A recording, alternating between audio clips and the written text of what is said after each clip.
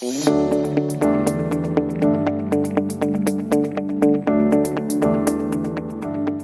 and welcome to the latest edition of the Venue Pro podcast. And thanks again for joining us. Today, we welcome Chris Traeger as our guest. Chris is the executive director at Boomtown Innovation and has been pioneering the world of sports and entertainment for over 20 years. So he's got a wealth of experience and knowledge that hopefully we can tap into today. Hi, Chris. Thanks for joining us. Gary, thank you so much for having me. I'm very excited to be here today. That's great, thank you. So, Chris, just to get us started, could you just give us a bit of background on your background, your experience, your career to date? Yeah, absolutely. Thank you, Gary. So I've had a bunch of different stops in my career that are all sort of related but quite different. I started out my career actually as an intern with the Palace in Auburn Hills and Detroit Pistons, and I worked on events. That was one of my first jobs, working in venue and events. So I'm glad to talk about this topic today.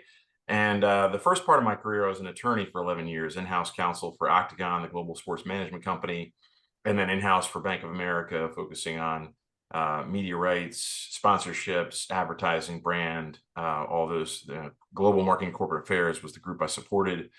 And after 11 years practicing law, I decided that I wanted to move over and work in marketing. And so I made the switch in 2008, which was perfect timing in the middle of the global financial crisis to switch careers, of course, and wound up managing Bank of America sponsorships with the NFL and then Major League Baseball and NASCAR and the Bank of America Chicago Marathon, one of the largest marathons in the world. And after 7 years there, I spent a couple of years at NASCAR helping them reformulate and consolidate their business model for sponsorships and media and digital and social, trying to get the teams and the racetracks and the league and the media partners all on the same page there to drive more commercial results. And after that period, I went to Legends with Allegiant Stadium, before it was called Allegiant Stadium, in Las Vegas, Nevada, where I led a sales team for Legends and worked very closely with the Raiders and all their stadium contractors on envisioning and helping them drive revenue to support the stadium of the future, which has really was an amazing project and lots of technology involved there, of course. And most recently, I'm with Boomtown Innovation for about 6 years now, 5.5 years. And we've been working on Comcast Sportstech, which has been a fascinating assignment where we go and find early stage tech companies to mid stage and help them grow their businesses whilst also helping our partners like Comcast, NBC, Sky Sports, Premier League, helping them grow their business. So it's about business development, it's about growth. And so the common thread in all of that is about building ecosystems and having people work together in partnership to drive business results. Even when I was a lawyer, I wanted to make sure that I was furthering the business results and understanding what made the business successful, rather than getting in the way and saying, no, you can't do this all day, like many lawyers do. So, No, amazing. Sounds like being busy. Um, just a little. yeah. Could you just provide a bit more information about Boomtown as well, and also maybe sort of talk around the Comcast Sports Tech Accelerator Program and how companies would get involved in something like that? Absolutely. Yeah, for sure. So Boomtown started out about 12 years ago. And for the first part of its life cycle, it was very much a traditional accelerator program company. So operating accelerators where companies would come to a single location. Boulder, Colorado was the location where most of these programs happen. We did a few in Atlanta, Georgia as well. But people would come to on site, and it would be very much focused on helping people refine their pitch and refine their approach to investing. And there's many great programs out there, and investment is a key piece of the startup ecosystem, of course. But when I came in, I didn't know much about that world. So I started asking questions like, well, why would an early stage company give up their equity for an investment of this type? Why would a larger company invest money into a company that has not yet proven itself to the marketplace? And to Boomtown's credit and the leadership, it's a partnership group, and the partners are amazing, and they're very, very smart and have worked with startups for a long time, and they've been thinking about some of these changes that they wanted to make. And so it was this interesting collision of my inexperience and all of the new person questions that people often ask with what they had been contemplating for a while. And so when we started collaborating internally and working with Comcast to help them achieve their results, what we found is that sometimes people will say, I want to look around corners. I want to work with the early stage startups. It might be two people in a garage somewhere. What they really want is technology that they can deploy quickly and scale and have them impact their business. And so as much as it might be fun to tinker with those earlier technologies in an accelerator environment, we evolved the program significantly with Comcast. And now we have this model that we're replicating in other verticals like venue and event innovation and athlete performance. And so the idea is bring these companies in to impact business results, not necessarily to get investment results, although that could be a benefit. It's very much secondary to driving the day-to-day business results for larger companies. Okay, very cool. Love it. And you're obviously working in a very interesting space at the cutting edge of innovation. What technologies are you kind of most excited about? What are you seeing the most demand for at the moment, and what's having the kind of most impact in the industry? Well, there's a lot of companies that we've brought into our program that are helping facilitate better consumer interactions and better consumer experiences, and also driving revenue and reducing expense. A couple of examples of companies that we brought in recently are PAM Wayfinding, a company from Australia, and they're doing some amazing things. When we first met them, they had done some trials with SoFi Stadium in LA, and they were working with Formula One and some football clubs down under. And so what they do is they not only navigate someone around a large confusing venue, but they also do it in a way that benefits the fan, whilst also having the venue benefit. So for example, you might be arriving at a large stadium for an event, and it'll guide you not only to your parking spot, but into the venue, to your seat. While you are navigating, it will also inform you there's a concession stand 100 feet up on the right, or there's I want to buy a jersey and I can go over to this store. And then there's also sponsorship messages where you can find the on-site sponsorship activation or get 10% off your pizza at whatever location, or they might be doing free sampling of different products.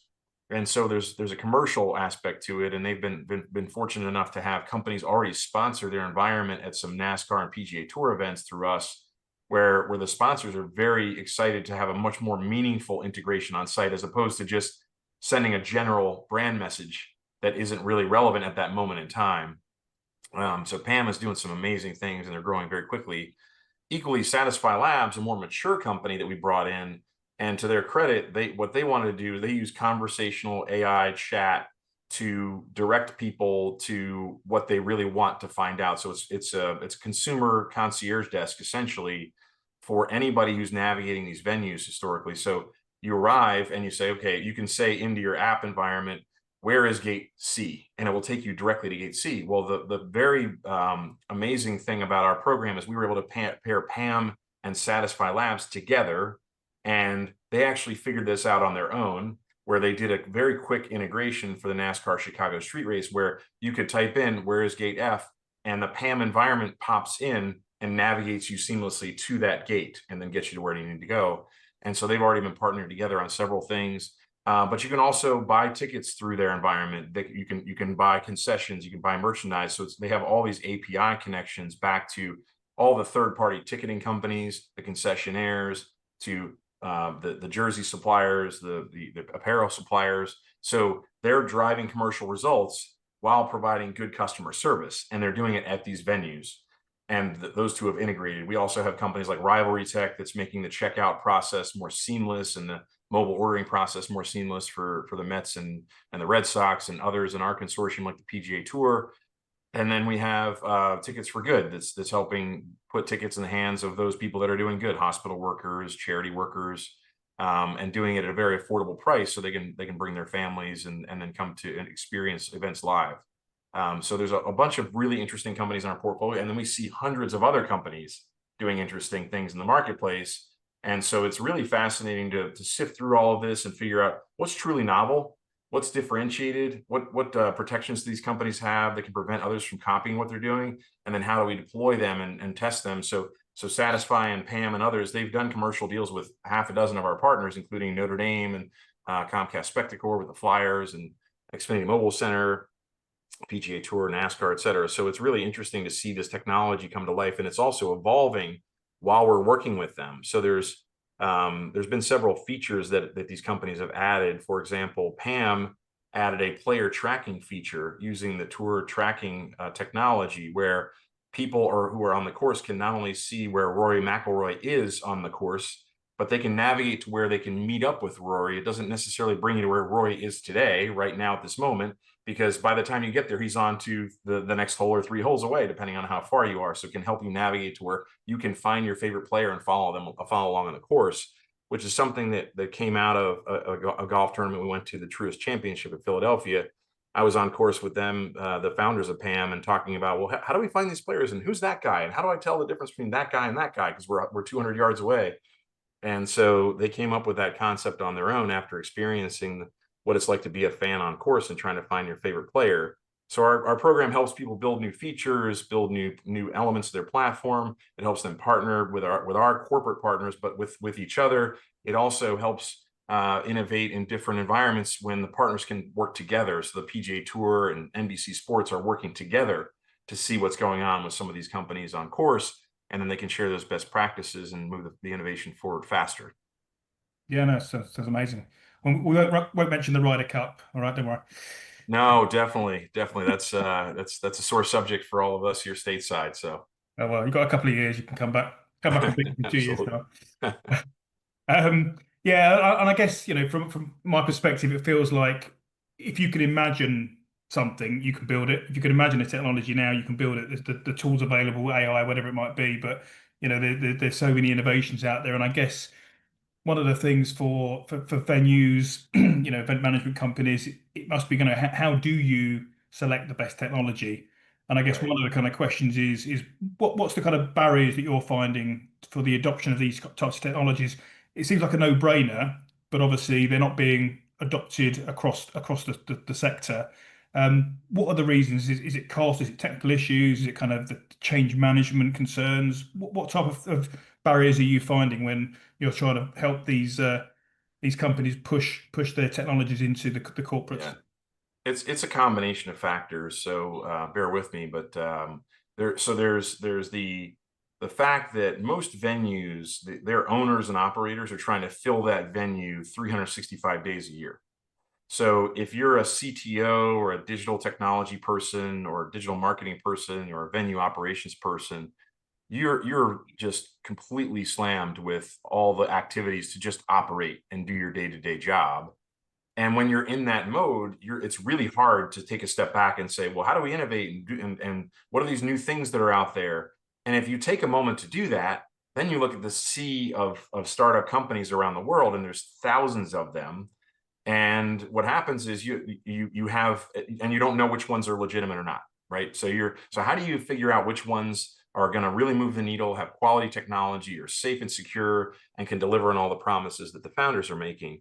And so it's a very different, I started to see this when I was at NASCAR, and then with Legends, I started getting pitches from startup companies that said, hey, I want to work with NASCAR tracks or teams. I want to work with Legends, or I want to work with the Raiders or the Allegiant Stadium construction team. And founders would come in and they would just kind of ramble on about how it works. And when I talk to early stage founders, the most important thing they need to start off with is, how can the technology impact the results of the business? How can it improve the business results, revenue generation, expense reduction, operational efficiencies, those sorts of things? Because people are thinking, what's in this for me? And why would I do this versus all of the other technology out there? So you need to clear that hurdle if you're a startup founder very, very quickly. So you don't have 10 minutes to waste. You have 30 seconds to set that impression that you're business minded. And then the other challenge that you have is, many times venue operators, they go with a trusted source, right? So they're going to go with a larger technology company, and those are very necessary. All the big brands that you hear about, and they do amazing things. But what happens in a large company that's driving out technology is, oftentimes they don't have the ability to really focus in and do things that are truly custom and do it affordably and quickly. Right. So you got these big behemoths, they got big teams, they might have big budgets and resources, but in order to launch a new product, there's a million different people involved. There's a long timeline, a lot of dollars. And so what we advocate for is, you need to have those larger tech companies for your basic services like software and cloud and hardware and those sorts of things. But work with these innovative companies, because they're going to push the larger companies to do things differently and think differently and deliver different results. And so it should be, if you're a venue operator or CTO with a team or venue, we encourage people to do your large sponsorships, do your large tech deals for all the basic services you need, but then pair up those larger companies with more innovative, more nimble, more creative companies like the ones we bring in. And then it's the best of all worlds, because you see some of the latest and greatest, but then it's able to be integrated into the larger deals. So you have that safety and security of a secure network and cloud infrastructure.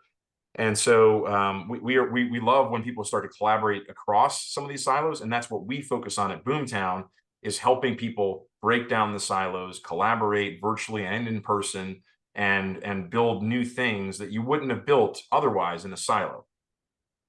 Yeah, that makes perfect sense. And I think we found that at Venue Pro, in that we have 25 modules, and it's overwhelming. You start kind of trying to demo 25 modules and people just glaze over and switch off. So we focus very heavily on what is it you need, Right. and then we go in with one or two modules initially, and then go from there. Prove ourselves, prove the technology, prove that it's working and delivering an ROI, and then we go from there. And I think what we can offer as a smaller, more, as you mentioned, more nimble sort of operator is the fact that we can provide better customer service as well. We can Right. be there 24/7. We can be on top of it. We can react really quickly and Mhm. respond to requests as well, and change requests. So yeah, I totally agree with that. Yeah, I think the other thing that you guys provide a lot of value to is every venue is quite a bit different than the next. Yeah. There's not a template where one football stadium is the same as the next one. All of them are built very uniquely. And so the technology needs to be customized all the way down to the micro level. Yeah. And so you can't be an expert in every venue. No one individual can, right? So having people who understand that, and who can customize technologies to fit into whatever the Wi-Fi infrastructure is, whatever the DAS system is, the digital antenna system, however they configure the hardware, what's the grid around it, what's the Wi-Fi and fiber optic around it, and how are those connections made, and then how do you integrate software and AI products into that overall architecture. That's a very bespoke thing. It's not as though you're building the same office complex in the suburbs that you might have built, where there's like the same template, the same architect did the same type of building 2 years ago, and you're just taking the same footprint and you're copying it here with 10% difference. Yeah. So some of this stuff can be 70-80% different, and so you need to be able to adapt to that and build things the right way, because otherwise the experience can be really bad for the fan. So. Yeah, absolutely. And I'm thinking of fan experience, and you touched on it just then in terms of kind of integrity of data and security. As technology permeates pretty much every part of the venue, every part of the fan experience, how do you sort of see the operators being able to balance delivery of these world-class experiences using this technology, but also making sure that data is secure, the integrity of data is secure, and also you're protecting guests and visitors from kind of outside bad actors? Yeah, I mean, obviously, physical security and digital security are equally important and require a lot of focus. And that's where I do believe that partnering with larger companies and the right experts in the data security space, to make sure that everything's very sound and impenetrable, is really critical.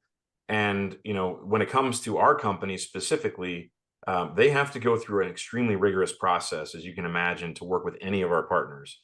And that process has become even more difficult, rightfully so, in the last couple of years, just because there's been so many data breaches. There's been so many different events and occurrences, physically, with damage to property and people and things like that. So the stakes have never been higher, and so all of our companies have to go through a pretty rigorous due diligence process that Boomtown does on the front end before they even come into our program. We do a lot of work on the front end to understand how secure they are and how they built their architecture. But then when they come into the program, they need to work very closely with what we do, partner advisors. So technology executives and digital executives from our partners actually advise the companies one-on-one about different business topics. And one of those topics is, how do you make sure your infrastructure is secure enough to pass the muster of all the compliance and regulatory people at these large organizations? So there's large questionnaires, there's different sessions where these founders have to sit for hours and talk to the people who are experts that are protecting these organizations and their consumers and fans, and they have to pass all of these hurdles in order to get anything done, including a proof of concept.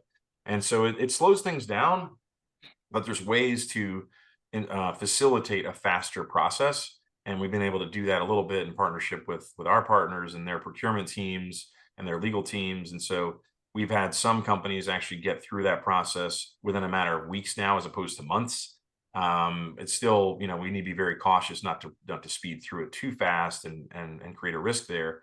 But in terms of physical venue security, we're seeing a lot more facial recognition and things to make the ingress and egress a lot smoother, which is fantastic. It requires fans to be okay with that.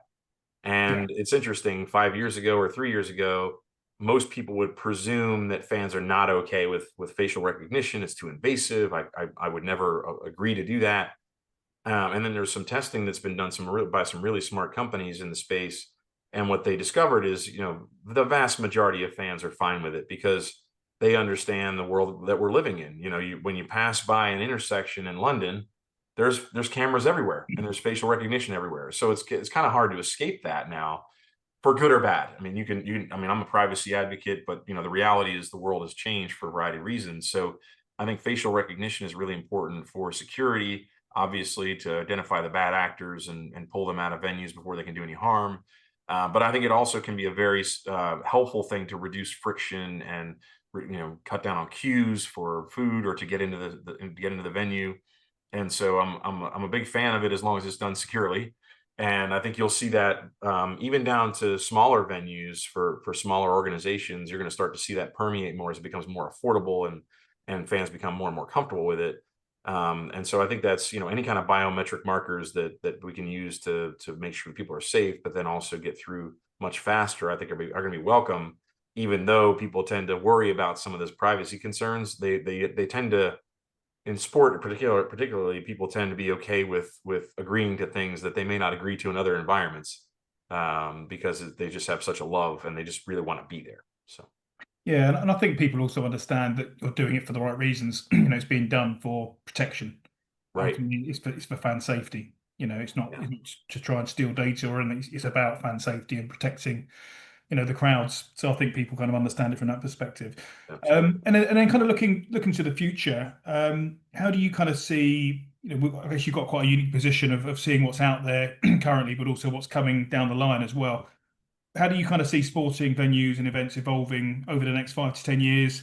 And what technologies and experiences will become mainstream? I mean, you kind of mentioned facial recognition there. I guess is one of them, but any others you can think of?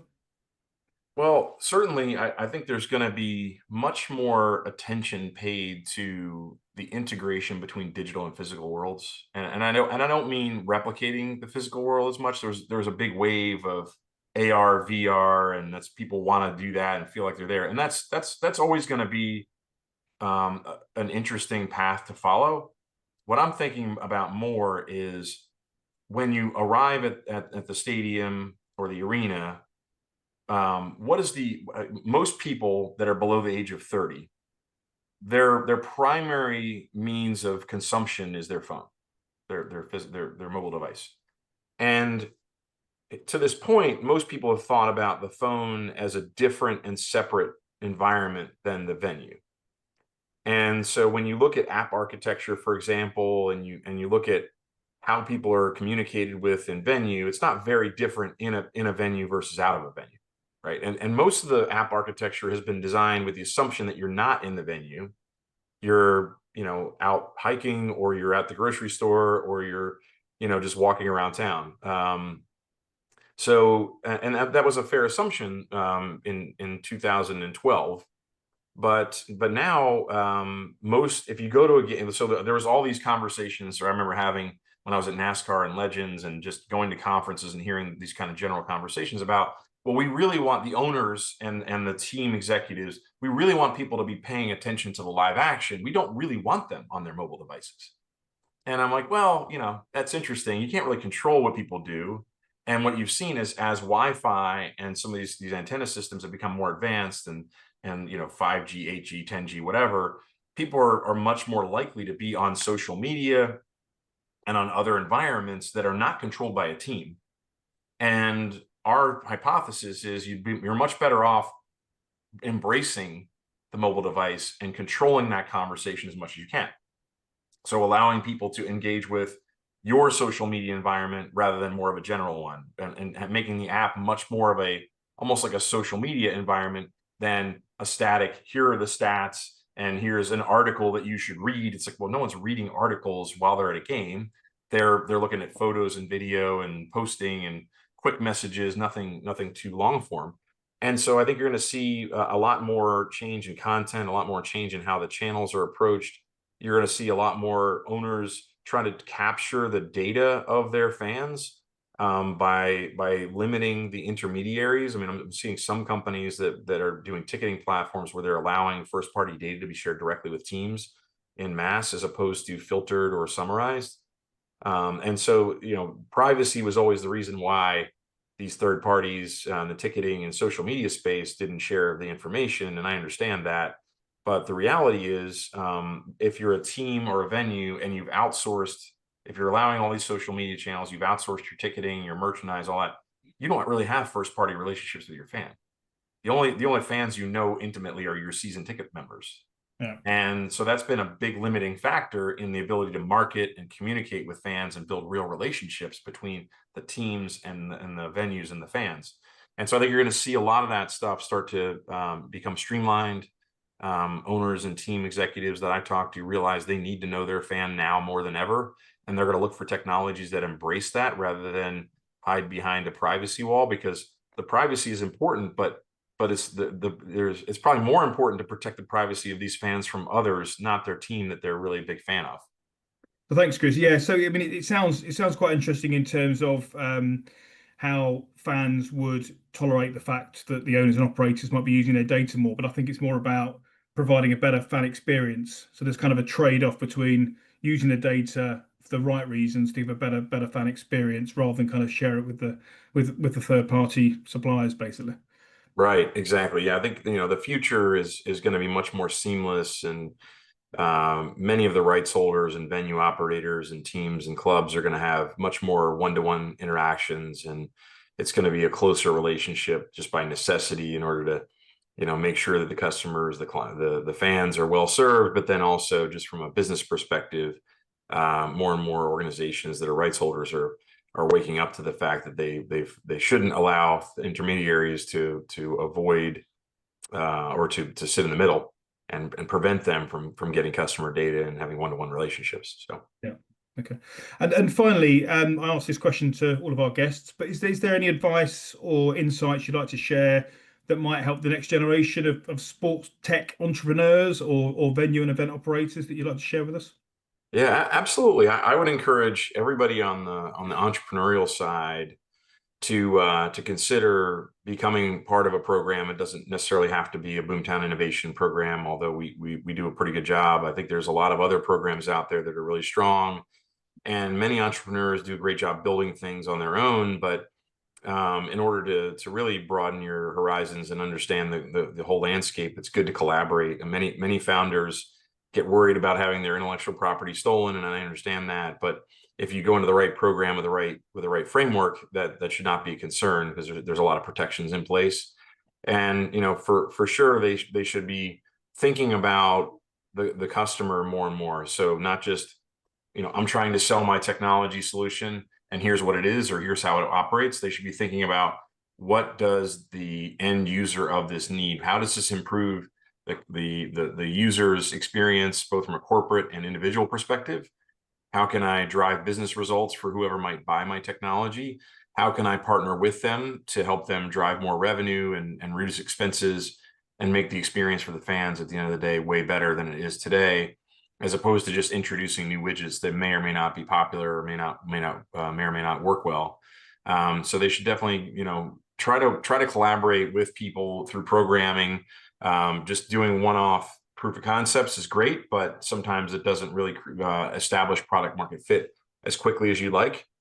And so I would encourage anybody who's interested in learning more about how we operate to reach out to me and on LinkedIn or email me. And then on the venue and operator side, I think it's really important that they focus on the expertise of different organizations, expertise in customizing technology for their venues, like what you guys do, but then also expertise in finding these new innovative and somewhat unproven technologies, and figuring out how to sift through which of these technologies are really valid and serve a need, and then get into a program like ours where we have partners that sit shoulder to shoulder and evaluate whether to even work with these companies.